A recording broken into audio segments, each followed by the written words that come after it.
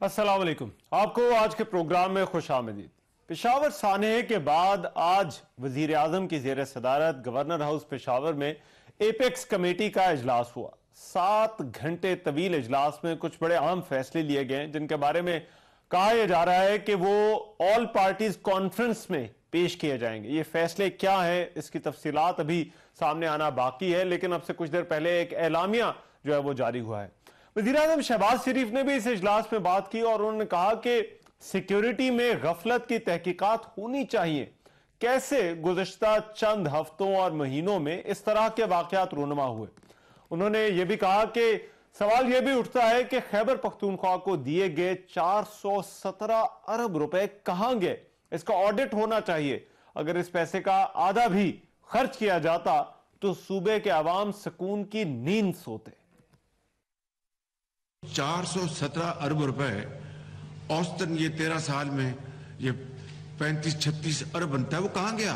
KP के पास सिर्फ इस मद में 417 अरब रुपए थे।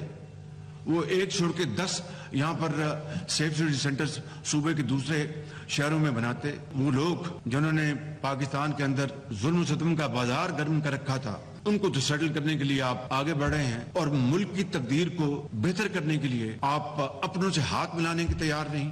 तो ये डबल स्टैंडर्ड वो नहीं चलेंगे। मैंने एक पार्टी के लीडर उनको भी इनवाइट किया है। अब दूसरी तरफ तहरीक इंसाफ के चेयरमैन इमरान खान ने दहशतगर्दी के वाकयात की जिम्मेदारी मौजूदा हुकूमत पर डाल दी है। तहरीक इंसाफ का भी यह कहना है कि अगरचे उसे एपेक्स कमेटी के इजलास में बुलाया गया था, लेकिन किसी रहनुमा ने शिरकत नहीं की। तहरीक इंसाफ के रहनुमा असद कैसर ने शहबाज शरीफ ने जो एपेक्स कमेटी में गुफ्तगू की उसकी मुजम्मत की है और कहा है कि वजीर आजम को ऐसी गुफ्तगू नहीं करनी चाहिए थी। तहरीक इंसाफ ने इससे पहले हुकूमत की बुलाई हुई एपीसी में भी शिरकत से इनकार कर दिया है। तहरीक इंसाफ के रहनुमा असद उमर ने आज ये कहा कि इमरान खान वजीर आजम की तरफ से बुलाई हुई इस एपीसी में शिरक नहीं करेंगे। 100 से जो शहबाज शरीफ साहब ने जो एपेक्स कमेटी में बात की है, जो प्रेस कॉन्फ्रेंस की है, हम इसकी मजम्मत करते हैं। बजाय इसके कि इस गिरदी के खिलाफ जो है ना मुअस्सर पॉलिसी बनाई जाए, इस किस्म की जो है ना सिचुएशन की जा रही है। फाशिस्ट से ज़्यादा इनका इस वक्त रवैया है और अपनी मुखालिफ के खिलाफ जो है क्रैकडाउन और सब कुछ कर रही है। आपने केपीके के फंड रोके, हुकूमत अपना रवैये पे नजरसानी करे। जाती कद्दूरतें और जाती रंजिशें भी बुला सकते हैं, लेकिन इसके लिए हुकूमत को संजीदगी दिखानी होगी। तहरीक इंसाफ जिनके साथियों को कैद किया जा रहा है, रातों रात उठाया जा रहा है, जिसके चेयरमैन के खिलाफ हर किस्म की कोशिश की जा रही है, किस तरीके से उनको नाअहल कर दिया जाए, किस तरीके से उनको गिरफ्तार करने की कोशिश की जा रही है तमाम लीडरशिप के ऊपर सुबह से ना। अब ये कौम को ये बेवकूफ बनाने की कोशिश करें कि जी हम तो चाहते हैं कि पूरी कौम मिलकर साथ चले, तो शर्म आनी चाहिए। सिर्फ आपको एक काम करना चाहिए, इलेक्शन की तारीख का ऐलान करें और आगे चले। नहीं जा रही। क्या इमरान खान और तहरीक इंसाफ को ऑल पार्टीज कॉन्फ्रेंस में शिरकत करनी चाहिए? इतने बड़े कौमी सानहे के बाद भी इस मामले पर यह सियासी बयानबाजी हम क्यों देख रहे हैं? एपेक्स कमेटी में क्या अहम फैसले हुए हैं और आगे जो एपीसी होगी वो किस तरह से इन फैसलों को एंडोर्स करेगी, इस पर प्रोग्राम में बात होगी। दूसरी तरफ इंतखाबात की तारीख लेने के लिए तहरीक इंसाफ ने अदालत से रुजू कर रखा है। आज लाहौर हाई कोर्ट ने इस मामले पर समाअत की और गवर्नर को जवाब जमा कराने के लिए 5 रोज की मोहलत दे दी है।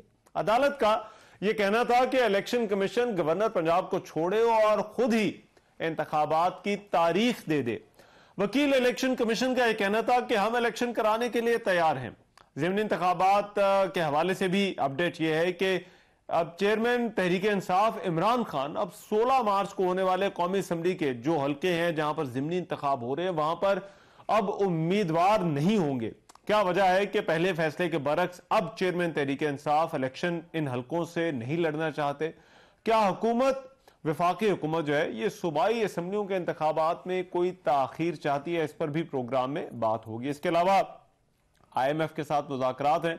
आज वज़ीर आज़म ने यह कह दिया कि IMF टफ टाइम दे रहा है, जबकि डॉलर ने आज एक नई तारीख रकम कर दी और ओपन मार्केट में 283 रुपए जबकि इंटर बैंक में 276 रुपए तक जा पहुंचा। अब इस हुकूमती एतराफ़ के बाद क्या आम आदमी को रिलीफ की कोई उम्मीद रखनी चाहिए? ये वो इश्यूज हैं जिन पर आज के प्रोग्राम में जो है वो बात होगी। मेहमानों का तारुफ और इन इश्यूज पर बहस का आगाज करूंगा इस ब्रेक के बाद।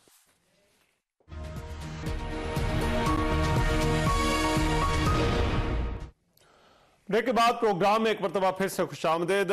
सानिया, पेशावर के बाद ये ऑल पार्टीज कॉन्फ्रेंस, सूबाई असम्बली के इंतखाबात और IMF के साथ पाकिस्तान के मामलात, इन पर आज के प्रोग्राम में बात होगी।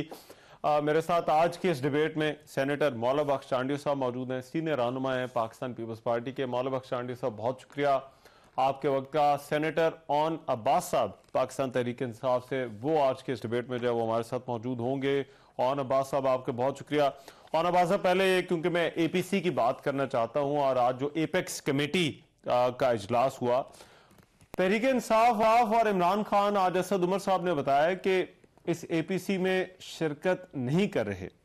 क्या वजह है, क्यों शिरकत नहीं कर रहे Imran Khan all parties conference में?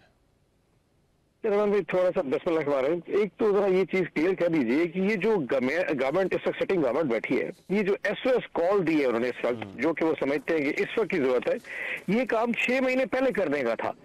पेशावर का ये जो एक वाकया इस वक्त सारी दुनिया को नजर आ रहा है, ये तो वन ऑफ इवेंट है। जो वहां पे ये टेररिज्म के इशू चल रहे हैं, ये तो KPK में पिछले 6-8 महीने से, अगर आप मुराद सईद की अगर आपको वीडियो याद हो तो उन्होंने तो 8 महीने पहले कह दिया था कि सवात वाली साइड पे या मालाकन डिवीजन के ऊपर चीजें चल रही है।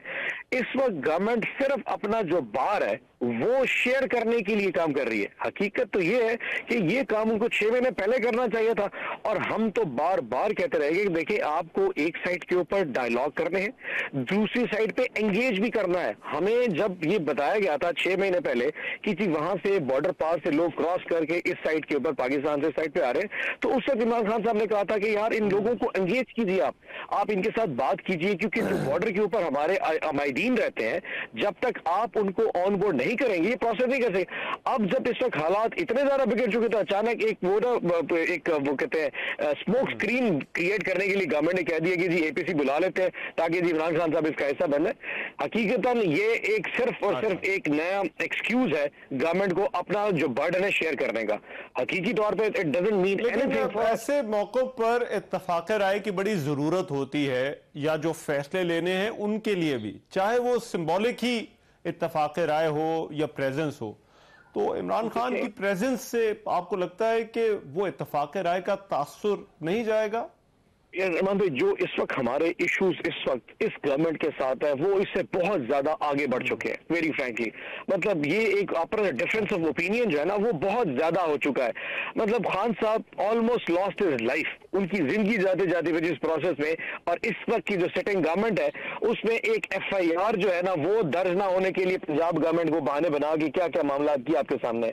अगर वो समझते हैं कि एक इन्विटेशन, और उस इन्विटेशन के पीछे क्या मुहर्रिकात हो सकते हैं सारी दुनिया जारी, एक इन्विटेशन दे के वो समझते हैं कि वो सारी चीजें भूल जाएंगे, यकीन जानिए मतलब हमारे जो इस वक्त पाकिस्तान की आवाम है ना उसके दिल में जो इश्यूज है वो महंगाई भी है, वो बहुत बड़े बड़े इश्यूज है।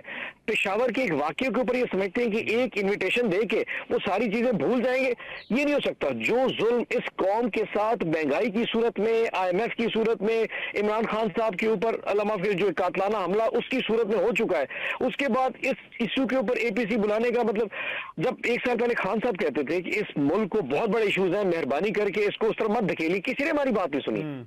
आज ये समझते हैं कि जी खान साहब के आने से लेजिटिमेसी मिल जाएगी, ऐसी लेजिटिमेसी नहीं मिलनी। सिटिंग गवर्नमेंट है, डिसीजन करे, और अगर डिसीजन पाकिस्तान की आवाम के उसमें हुए तो हम उसको ऑन करेंगे, व्हाई नॉट। लेकिन ये समझते हैं कि हमारे आने की वजह से मौला बख्श चांडियो साहब, जी जी जी जी मौला बख्श चांडियो साहब, इमरान खान के बगैर होगी APC, तहरीक इंसाफ के बगैर? देखिए, रियासतों के, कायनात के, दुनिया के मामलात चलते रहते हैं। ये जिंदगी मौत के मसाइल किसी एक शख्सियत के हट दर्मी की वजह से रोके नहीं जा सकते। रियासत अगर एक फर्द के पीछे लगी रहे, उसकी फरमाइशी प्रोग्राम में चलती रहेगी, तो रियासत आगे सफर कैसे कर पाएगी? और इस बात को तो ये बड़ा लंबा चौड़ा सवाल है, मैं इतना इसका जवाब नहीं देना चाहता। लेकिन पहले जब इनकी हुकूमत थी, कौमी सलामती का कॉन्फ्रेंस हुए, 2 इजलास हुए, वजीर आज़म का उनमें होना अशद जरूरी, दोनों में नहीं गए। तो जब अलग निकले तो कहते बरमला कहते रहे, मैं नहीं होऊंगा तो ये मुल्क नहीं, ये मुल्क टूट जाएगा, दो हिस्सों में तकसीम होगा। अब ऐसी बातें जो शख्सियत करेगी वो क्या सीरियस दिखाएगी बका के मामले पे। हम क्या कहते हैं, हमारे इख्तिलाफ थे मियाँ साहब से, बड़े संगीन इख्तिलाफ थे, लेकिन पेशावर का वाकया सामने हुआ, जो स्कूल वाला कॉलेज वाला, हम उनके साथ चले गए। आपने देखा जो उन्होंने फैसला किया, रजा रब्बानी साहब उसमें रोते रहे, उस आंसू बहाए, लेकिन हमने वो फैसला कबूल किया कि मामला पीपल्स पार्टी की अना का नहीं, मामला पीपल्स पार्टी की क़यादत की जिद का नहीं, मामला पाकिस्तानी अवाम की बका का है, पाकिस्तान की सलामती का है। हम चले गए। अब ये कैसा सवाल है, हम नहीं जाएंगे, क्या नहीं जाएंगे, कहां नहीं जाएंगे? पाकिस्तान के बचाने का बुलावा है, आप नहीं जाओगे। अच्छा अभी देखिए उन साहब मेरे भाई हैं छोटे, देखो क्या कहा उन्होंने, हमारे जो मसाइल है वो इंस्टीट्यूट से भी कहीं, अस्तगफुरुल्लाह, पाकिस्तान और पाकिस्तान की अवाम की सलामती का सवाल है, आपके जिद और अनाए और मामलात इनसे भी कहीं ऊपर है। आप कोई जिम्मेदारी, आप जब हुकूमत में थे तब भी आपने जिम्मेदारी नहीं निभाई। आज जब अपोजिशन में बैठकर एक पावर शो करके पाकिस्तान के मौक़िफ़ को तक़वीत बख्श सकते हो, तब भी आप नहीं कर रहे हो। आप क्या करना चाहते हो? हमारे इख्तिलाफ थे, हमने भुला दिए, और बड़ी दुनिया की कौमों में ऐसे हुआ है, एक दूसरे खतरनाक दुश्मन है, लेकिन जब मुल्क की सलामती पर सवाल आता है सब लोग एक टेबल पे बैठ जाते हैं। इसी से लेकिन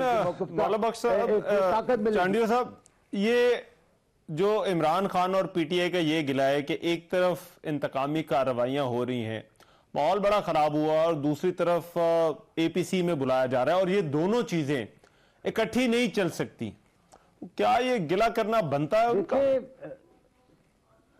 नहीं बनता। आम हालात हो, आम हालात में सियासत हो रही हो तो ये गिला बनता है, वो अपोजिशन की जमायत हुकूमत से कर सकती है।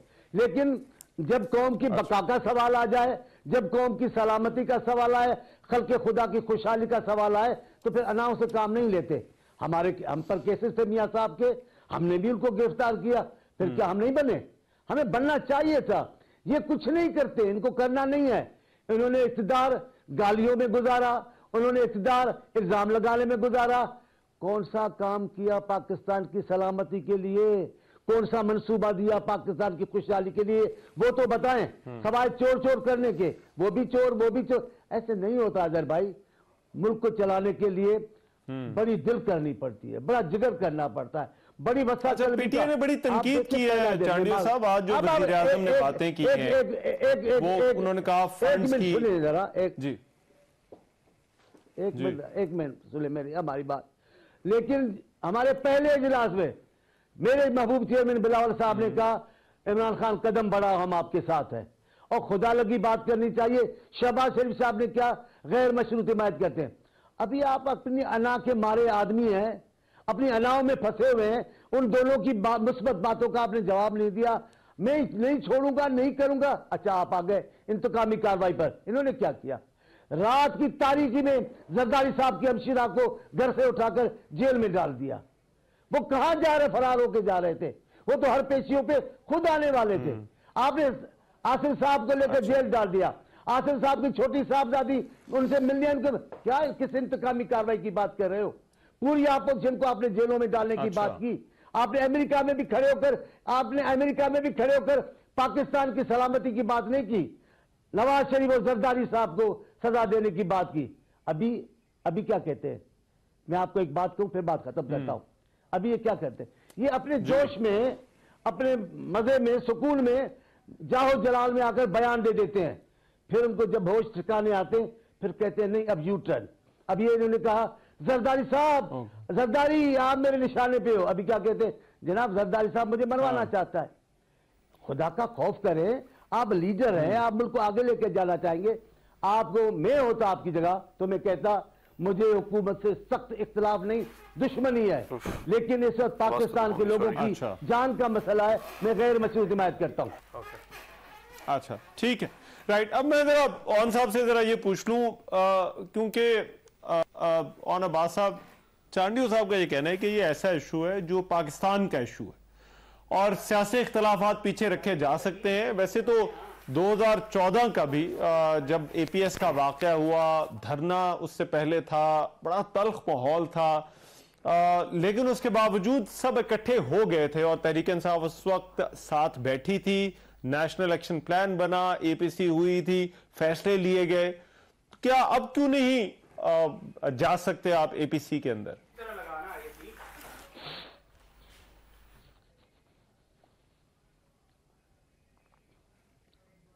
जी ओन अब्बास साहब, आपको आवाज आ रही है? जी आ रही है जी, अब आ रही है जी। जी अच्छा जी, मैं वही पूछ रहा था 2014 और फिर उसका मवाजना अब से, अगर आप जो है सवाल सुन लिया हो कि तब हो सकता है तो अब क्यों नहीं हो सकता? रहमान भाई थोड़ा सा ना, ये जो चांडिया साहब ने फरमाया, मेरे सीनियर हैं, बड़ी इज्जत करता हूं। आप ये देखिए कि इस वक्त एक एपीसी भी बुलाई जिस वक्त हालात बिल्कुल बिगड़ चुके हैं, और आज हम एपीसी पे ना कितना गुस्सा कर रहे हैं।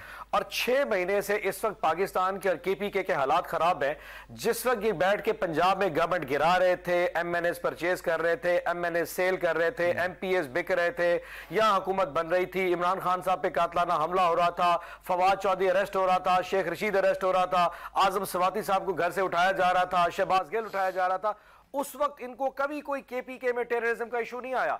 हर चीज यानी कि कल सुबह तक जब शेख रशीद को उठाया गया, किसी को कोई टेंशन नहीं कि पाकिस्तान में टेररिज्म है। आज एक एपीसी पे ना जाके कहते हैं जी पाकिस्तान में बड़े हालात खराब, आप एपीसी पे नहीं है। यानी कि आपके लिए हर चीज नॉर्मल है। आप हमें मारें, आप हमें थानों में डालें, आप गिरफ्तारियां कर दें, घरों पे छापे मारने शुरू कर दें, हर चीज आप हुकूमतें गिराएं, आप घोड़े वो जब मंडियां लगानी शुरू करें गधों की यहाँ पे पार्लियामेंटेरियन को सेल पे, वो सब जायज है। एक एपीसी पे खान साहब नहीं है तो आपके लिए इतना बड़ा अजाब आ गया।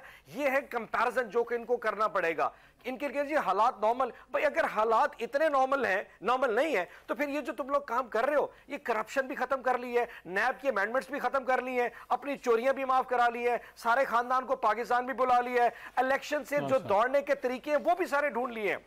इलेक्शन कमीशन ने स्टेटमेंट देनी शुरू कर दी कि शायद मुआशरत हालात ठीक नहीं, यानी हर काम तुम्हारा चलेगा जो आपको सूट करता है। और लेकिन भाई ऐसा हो सकता है कि तहरीक इंसाफ की नुमाइंदगी हो जाए, खान साहब आते हैं या नहीं वो तो एक अलग सवाल है, लेकिन तहरीक इंसाफ को इस पूरे अमल का हिस्सा होना चाहिए या नहीं? अगर क्या हमारी सिंबॉलिक प्रेजेंस से अगर पाकिस्तान का ये दहशतगर्दी का इशू रिजॉल्व हो सकता तो व्हाई नॉट, कोई इशू नहीं है। अगर आप समझते हैं ना हम चले जाएंगे, लेकिन जो इंटेंशन है वो सिटिंग गवर्नमेंट की होनी है, जो एग्जीक्यूशन है वो सिटिंग गवर्नमेंट ने करनी है। इस वक्त जो गवर्नमेंट है उसका जो सबसे बड़ा प्रॉब्लम है, उनके पास वो मॉरल मैंडेट ही नहीं है कि वो मुश्किल फैसले कर सके। आप समझते हैं कि 11 जमातें जो बैठी हैं वो पाकिस्तान की इस वक्त सलामती के हवाले से कोई ऐसा सख्त फैसला कर सकती है कि जो पाकिस्तान, आप अगर 2014 की बात कर रहे हैं या 11 की, उस वक्त इलेक्टेड गवर्नमेंट थी, वो मैंडेट लेके आई थी, वो वोट के जरिए, जो चोर दरवाजे से हुकूमत बैठी हो, जिसमें अवाम में पजीराई ना हो, जिसको अवाम सुनने को तैयार नहीं। आज से 1 महीना पहले शहबाज शरीफ ने कहा जी रात को 7 बजे आप लाइटें बंद कर दें या 8 बजे दफ्तर बंद करें, हीटर रखने बंद कर दें। अवाम ने रिजेक्ट कर दिया क्योंकि वो इनको अपना ट्रू रिप्रेजेंटेशन नहीं समझते। जो कौम शहबाज शरीफ की लाइट के ऊपर एनर्जी सेविंग के हवाले से बात सुनने को तैयार नहीं है, वो अगर केपीके में दहशतगर्दी के हवाले से कोई सख्त फैसले अवाम ने नहीं सुनने, ultimately they have to come के इमरान खान साहब को फैसले करने पड़ेंगे। लेकिन अभी हमें बड़े करना पड़ेगा, डिसाइसिव फैसले लेने हैं। चांडियो साहब मैं जरा ब्रेक पर जाना है, लेकिन मुख्तसरन ये माहौल किसी तरह से बेहतर हो सकता है, और क्योंकि आज उन्होंने तनकीद जो तहरीक इंसाफ की तरफ से तनकीद, उन्होंने कहा कि वजीर आजम ने भी आज एपेक्स कमेटी के इजलास में बड़ी सख्त बातें की हैं और ये बातें उनको नहीं करनी चाहिए। देखिए मैं क्यों नहीं करनी चाहिए, वो वजीर आज़म में सारी बातों के जिम्मेदार बन जाते, वो तो जवाब देंगे, इसमें क्या बात है। ये जो बात करे उसका जवाब नहीं देंगे, बात जरूर करेंगे। लेकिन आप देखें पिछले दिनों जब ये गुस्से में थे, पासपोर्ट जला रहे थे, शनाख्ती कार्ड जला रहे थे और पता नहीं क्या क्या पैसे वैसे डायरेक्ट मंगा रहे थे, बैंकों से ताल्लुक तोड़ रहे थे, तब सब ठीक था क्योंकि आपको सूट कर रहा था, आपने कोई कानून नहीं मानना था। और अब कहते नहीं ये तो कानून के मुताबिक होना चाहिए। मैं आपसे कहता हूं अगर आप वतन परस्त हैं, अगर आप पाकिस्तानी कौम परस्त सियासतदान हैं इमरान खान साहब, अभी अपनी जाती बातों को साइड पे रखनी चाहिए। मुल्क क्या लोगों की सलामती की जिंदगी का मसला है। और मैं नहीं कहता, अभी आप कह चुके हो थोड़ी देर पहले, इसकी जिम्मेदार भी हुकूमत है, नहीं, इसकी जिम्मेदार आप हैं। आपको अगर बैठना चाहिए इधर, आपको एतराफ करना चाहिए, आपको तो कौमी असेंबली में आकर जवाब देना चाहिए।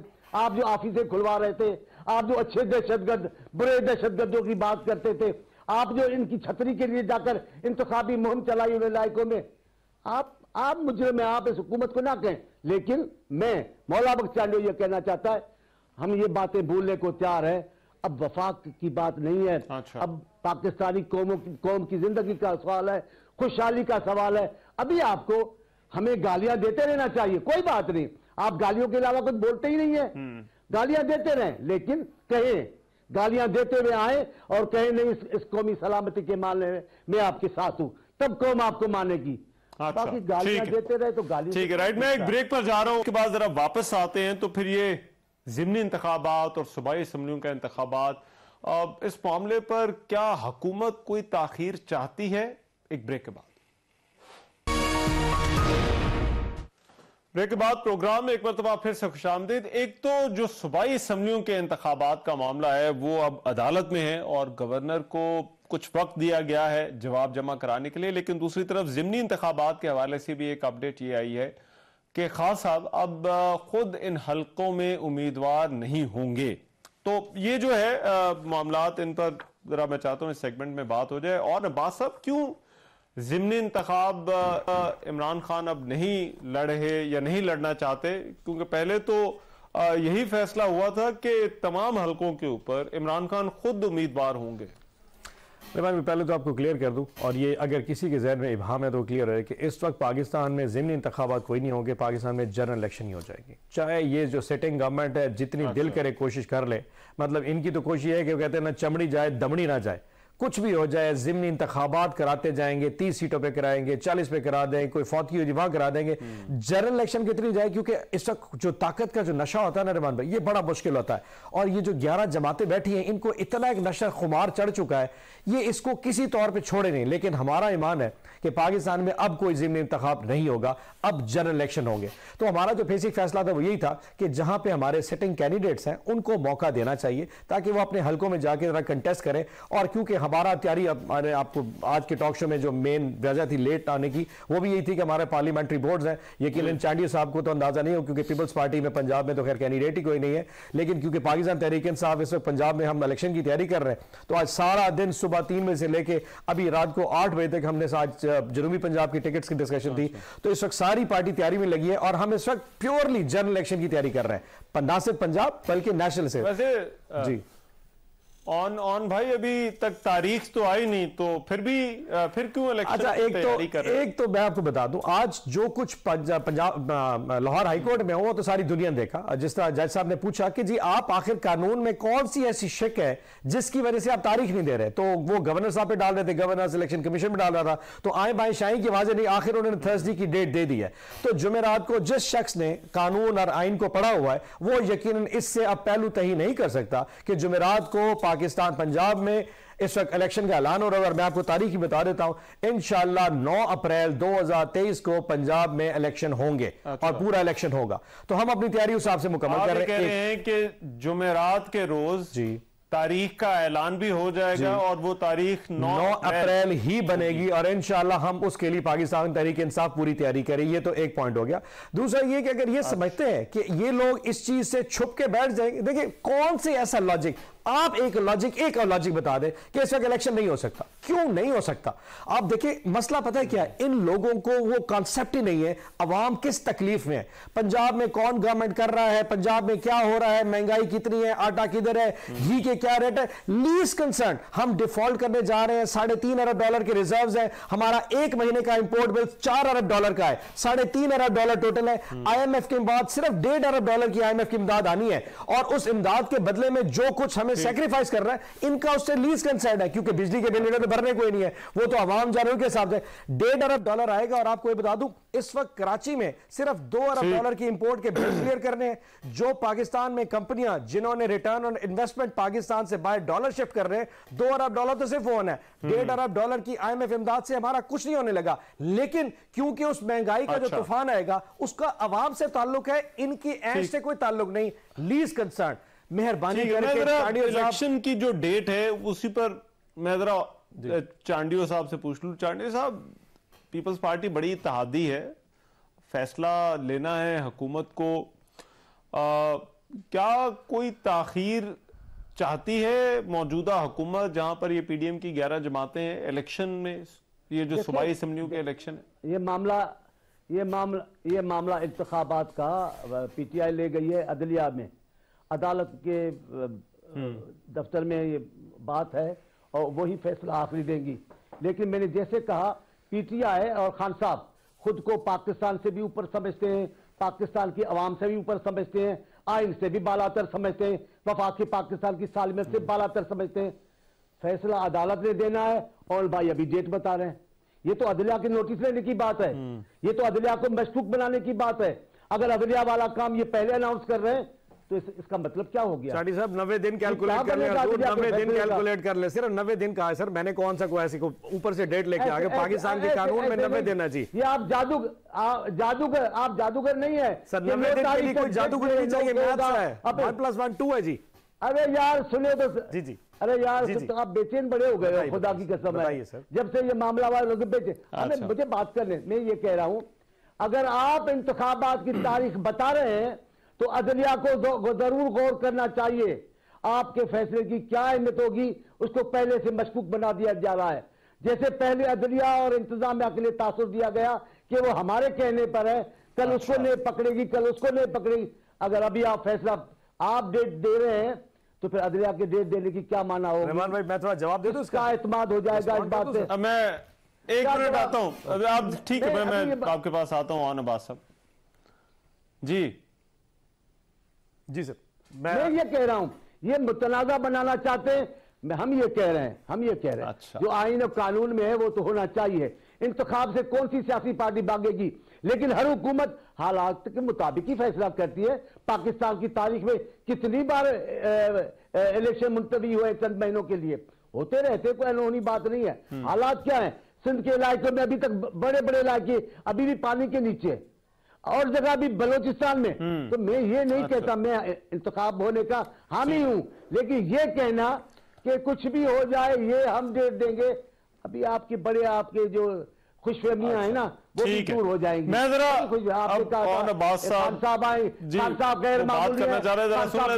पाकिस्तान नहीं चलेगा, खान साहब के बगैर जम्मू नहीं चलेगा, कुछ नहीं होगा। चांडिया साहब मेरा तो सेनेट में हुए सिर्फ 2 साल जी, मैं सिर्फ चांडिया साहब के तो मैं 7-8 साल यहाँ पे मुकम्मल हुए, मुझसे ज्यादा कानूनदान है। पाकिस्तान में, इस पाकिस्तान के कानून में और आइन में किस जगह पे लिखा है कि पाकिस्तान में जिस दिन पे कोई असेंबली डिसॉल्व होगी उसके 90 दिन के इलेक्शन नहीं हो सकता? अब ना कराने के लिए जो बहाने आप ढूंढ लें, 90 दिन में इलेक्शन होने।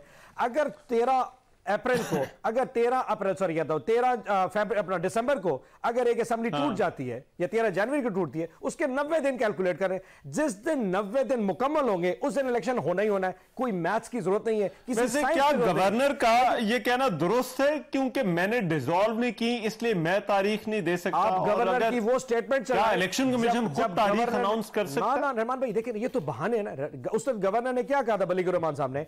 उन्होंने यह फरमाया था कि मैं तोड़ूं या ना तोड़ूं, ये ऑटोमेटिकली 48 घंटे के अंदर असेंबली टूट जाएगी, लेकिन क्योंकि मैं जमहूरियत पसंद रवैया रखता हूं, मैं मसला ये है कि ये भी बड़ा गैर मामूली है ना कि आज तक ऐसा हुआ नहीं है कि, क्योंकि पहले यही होता है कि असेंबलियां खत्म होती हैं, सदर तारीख का ऐलान करते हैं और उसी पर कौमी असेंबली और सूबाई असेंबली का इंतखाब हो जाता है। उसकी वजह है आप जिस शख्स का नाम इमरान खान है, ये वाहिद वो शख्स है जो कि हुकूमत को, यानी कि आपने कभी सुना है कि नवाज शरीफ या जरदारी साहब ने कभी हुकूमत तोड़ी हो?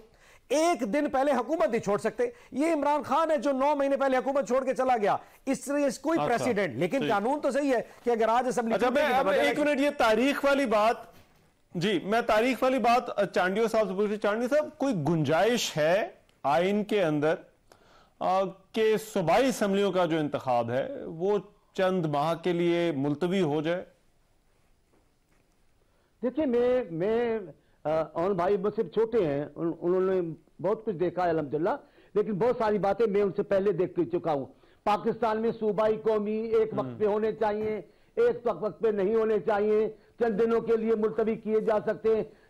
हम आमिर नहीं है, हम आमिर के हिमायती भी नहीं है कि साल इंतखाबात को मुलतवी करकर खुश हो जाए। नहीं, इंतखाबात होने चाहिए, मुल्क की तरक्की के लिए इंतखाबात बहुत जरूरी है। लेकिन जहां बका के मामलात हो, जहां इलेक्शन मुनक्कद हो सके, वहां, अब सिंध के हालात आप देख लो, सिंध में जो पानी खड़ा अभी तक नहीं गया है, वफाक ने तो कुछ मदद नहीं की।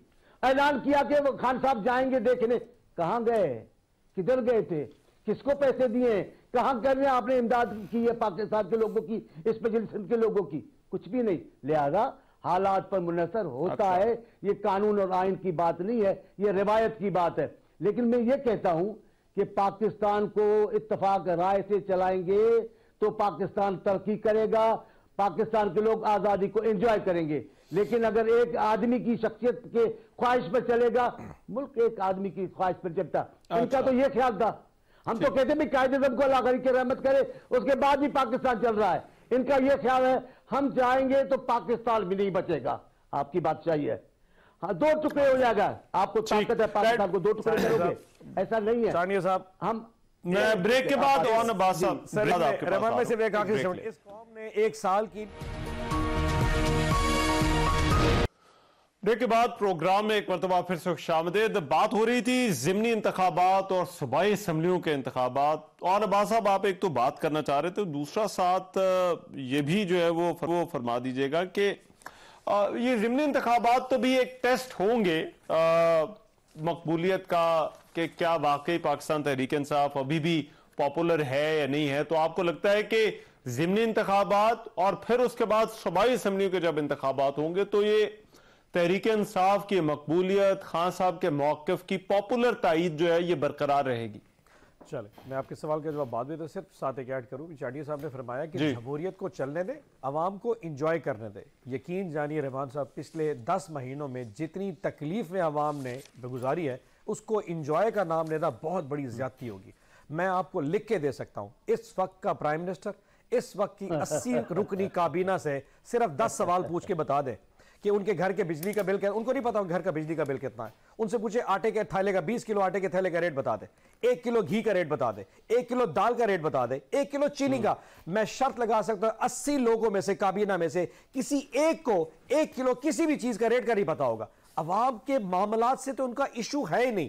अब इस जमहूरियत के चक्कर में लोगों को कितना एंजॉय कराना है वो चांदी साहब आप फैसला कर लें। दूसरी बात, ये जो टेस्टिंग है ना कि जी हम कितनी पॉपुलर जमात है, रहमान भाई पिछली तकरीबन 10 महीनों में 10 दफा साबित कर चुके हैं। पंजाब में 20 जो सीटों पे इलेक्शन हुआ था, 15 सीटें हम जीते थे।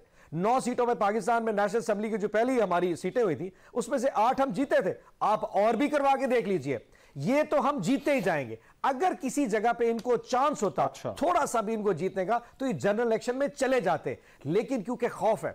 आपको मैं कहता हूं आप सड़क उठ के चले जाएं, उन्हें कहे जी वोट किसको देना है। अगर आपको 10 में से 9 लोग इमरान खान का नाम ना लें और जो एक बच जाएगा वो ये नहीं कहेगा कि मैं इमरान खान को वोट ही दे रहा, वो कहेगा मैं वोट ही नहीं दे रहा। तो ऐसा कोई चक्कर नहीं, चॉइस है या इमरान खान या कोई चॉइस नहीं। अब इसके ऊपर क्या टेस्टिंग करनी है, इसके लिए टॉक शोज नहीं है, इसके लिए सड़कों पे चले जाए। जब हमारी हुकूमत होती सारे टॉक शो उम्मीदवार जो जिमनी इलेक्शन है उसमें अगर खान साहब हो या तहरीक इंसाफ का कोई बंदा हो तो आपको लगता है उससे कोई फर्क नहीं पड़ेगा? भाई अगर आप तहरीक इंसाफ के इलेक्शन पर टिकट लड़ जाए ना, कोई पीटीआई का वर्कर भी लड़ जाए, वोट इमरान खान का है पड़ा, आप लड़ा के देख लीजिए। ये ऐसा और मसला ये नहीं है कि हम मकबूल हो गए, ये याद रखिएगा हमारी मकबूलियत नहीं है, इनकी जो गैर फाल किस्म की हुकूमत है, इनकी जो नाअहली है, वो लोग उससे नफरत करते हैं। इमरान खान की इतनी उसका हिसाब कॉन्सेप्ट नहीं है। इन लोगों ने जो कुछ लोगों के साथ किया है ये उसकी बद्दुआएं हैं, ये उसका रिएक्शन है कि लोग हमारे साथ आ रहे हैं। हमारी पॉपुलैरिटी को आप छोड़ दें, इनकी नफरत बहुत ज्यादा बढ़ चुकी है। यकीन जानिए अब जीना दोबारा इंतखाबी माहौल तो जो है वो बनता जा रहा है। देखिए अभी क्योंकि खबर अभी आई है कि 19 मार्च को भी अब 31 नशिस्तों का और ऐलान हो गया है। इलेक्शन कमीशन ने उसका शेड्यूल भी जो है वो जारी कर दिया है। 16 मार्च को भी है, फिर 19 मार्च को भी, 16 मार्च को 33 है गालिबन, और फिर 19 मार्च को जो है वो 31 नशिस्तों पे। तो चांडी साहब सूबाई असम्बली के इंतखाबात और होंगे, कौमी असम्बली के इंतखाबात और होंगे, दरमियान में एक चीज काट दूं, सिर्फ एक सिर्फ रिस्पॉन्ड कर दूं, तो थोड़ा एक चीज रिस्पॉन्ड कर दूं, ये आप थोड़ा समझ जाइएगा। मैंने एक सिर्फ सवाल चीज बता दूं, 19 मार्च को इलेक्शन होंगे, 16 मार्च को इलेक्शन होंगे, फिर 10 अप्रैल को भी इलेक्शन। कॉन्सेप्ट क्या है कि पाकिस्तान तहरीक इंसाफ की जो मेन लीडरशिप है उनको इलेक्शन में घुसा दो, वो ज़िमनी इंतखाबात लड़ना शुरू हो जाए और इधर पंजाब के इलेक्शन हो जाएंगे, ताकि फोकस का जो अटेंशन है वो मैं पूछ रहा था। इसका एक और तरीका भी हो सकता है कि फिर आम इंतखाबात ही करवा दी जाए। नहीं, वो तो जान दे सकते इलेक्शन नहीं करवाया जा सकता, मारा जा सकता, इलेक्शन नहीं करवाया जा सकता। सर मैं एक गुजारिश करूं, और भाई नौजवान भी हैं और अभी मजा भी ले रहे हैं सियासत का और असेंबली का, वो एंजॉय का मानी वही ले गए हैं जो उन्होंने देखी है। मेरा मतलब एंजॉय का ये नहीं है जो मेरे छोटे भाई समझ रहे हैं या जो उन्होंने पीटीआई में देखा है। ये सियासी हवाले से बात करने की है कि निजाम को चलने दे, जमहूरियत को चलने दे, ऐसा होता है। पर इन्होंने पकड़ा हुआ है ना लफ्ज की मानी को, एंजॉय, ये अपनी माना ले गए। मैं वो हवाले एंजॉय नहीं कह रहा हूं, मैं कह रहा हूं हुकूमत में, मुल्क में, पाकिस्तान में जमहूरियत को चलने दे, जमहूरियत को अपने नताइज दिखाने दें। अब ये देखते भागे क्यों है? मैं थोड़ी देर पहले कहा कि इन्होंने बड़े जोश से आकर कर देते हैं, फिर होश ठिकाने आते हैं। उन्होंने तब कहा था जरदारी में तुम्हारे पीछे हूं, मेरे निशाने पे हो, फिर हट गए ना। ऐसे ही इन्होंने ऐसे बातें की है, पहले एक बात की है, अभी दूसरी बात करने लगे इंतखाबात की। हम इंतखाब से भाग नहीं रहे हैं, खुद भाग रहे हैं। पहले खड़े होते हो, फिर सीटों से हट जाते हो। पहले समझते हो आपकी सभा कोई तूरसन है ही नहीं जो इंतखाब लड़ सके। अब जब होश ठिकाने आए, लोगों ने कहा भाई ये क्या करने लगे हो, 50 सड़कों पे एक आदमी, इसका मतलब आपके पास दूसरा आदमी नहीं है, एक ही आदमी को दिखाए जा रहे हो। आपके पास बेचने के लिए एक ही तस्वीर है। आपको ये खुशफहमी दूर हो जाएगी आपकी अपने मुतल्लिक भी, और पीपल्स पार्टी के मुतल्लिक जो गलत फहमी है वो समझ हो जाएगी। पंजाब में, बस बात खत्म कर रहा हूं, पंजाब में भुट्टो के चाहने वाले, भुट्टो के पसंद करने वाले बेनजीर साहबा के भाई और उनकी औलाद और नस्लें जिंदा हैं। पीपल्स पार्टी एक बार फिर आपको पंजाब में उसी जाहो जलाल से नजर आएगी। इनके ख्वाब टूट जाएंगे, ये चीखे चिल्लाते रहेंगे, इनके जादू टोने तावीज सब बेअसर होकर रह जाएंगे।